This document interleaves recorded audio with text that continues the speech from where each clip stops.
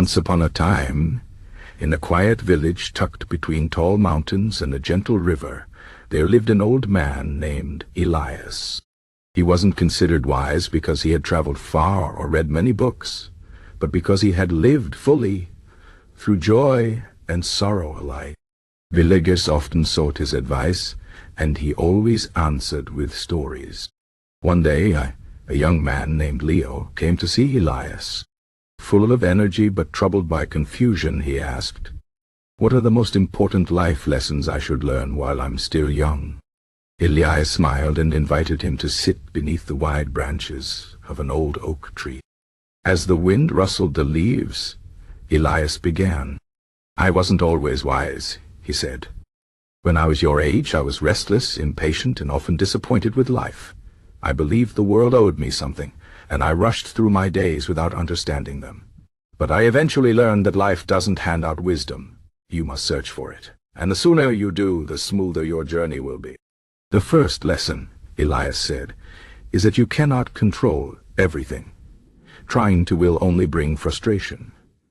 When I was young, I thought hard work alone could make life bend to my will. But storms still came, people still left, and plans still fell apart. The only thing we truly control is how we respond. A wise person doesn't fight the wind. They adjust their Leo nodded thoughtfully. "The second lesson is about time," Elias continued. "We think we have plenty, but it slips away like sand through our fingers. I wasted many days worrying about what might happen or regretting what already had. But life is happening now.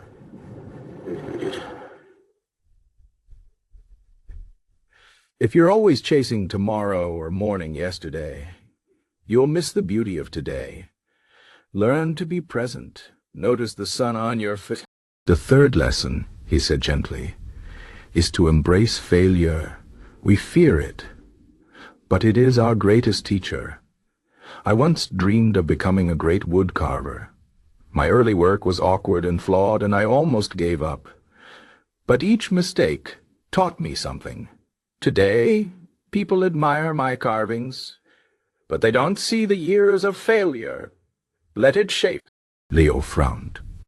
"But what about people? So many are selfish or cruel. How do you keep your heart open?" Elias sighed and replied, "That leads to the fourth lesson. Kindness is never wasted. Yes, some people will hurt you, but that doesn't mean you should shut yourself off. Throughout my life, I met people who caused pain, but also ones who brought love, joy, and healing. If you let a few bad experiences harden you, you'll miss those beautiful..." They sat in silence for a moment before Elias spoke again. "The fifth lesson is about expectations. Much of our suffering comes from the gap between reality and what we imagined. I once thought happiness meant wealth, success, or perfect love. But true happiness isn't a destination. It's a way of traveling. If your joy depends on things beyond your control, disappointment will follow." Leo looked at the ground. "All of this sounds right, but it's so hard to live this way." Elias chuckled softly. "Of course it is. Which brings us to the sixth lesson. Knowing the right thing isn't enough. You must practice it over and over, even when it's difficult. That's discipline.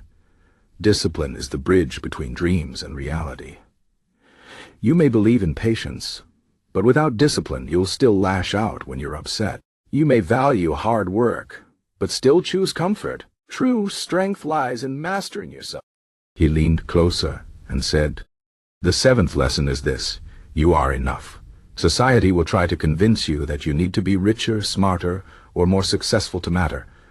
But your worth isn't something you have to prove. You are allowed to grow slowly. You are allowed to be imperfect. Don't let comparison steal your joy."